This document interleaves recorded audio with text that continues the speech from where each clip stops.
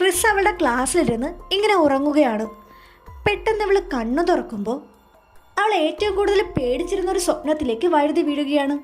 അവളുടെ മുന്നിൽ burned face ഉള്ള ഒരാളെ കാണുകയാണ്. അയാളെ കണ്ട് പേടിച്ചോടുമെങ്കിലും പിന്നെയും അയാളുടെ മുന്നിൽ തന്നെ അവൾ വന്നുപെടും.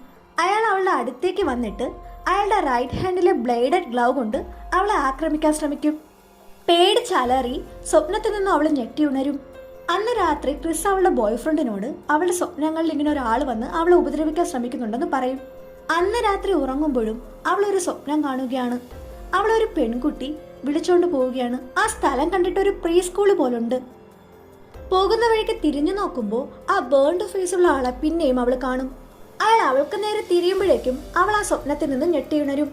ഇതുവരെ സ്വപ്നമല്ലേ എന്ന് കരുതി ഫേസ് ഒക്കെ വാഷ് ചെയ്ത് അവൾ തിരിച്ചു വന്ന് കിടക്കുമ്പോൾ ആ ബ്ലേഡഡ് ഹാൻഡ് കൊണ്ട് ആ ബേൺഡ് മാൻ അവളെ വെട്ടേപ്പിച്ച് കൊല്ലും. അയാൾ സ്വപ്നത്തിൽ നിന്നുകൊണ്ട് അവളെ കൊലപ്പെടുത്തുകയാണ്.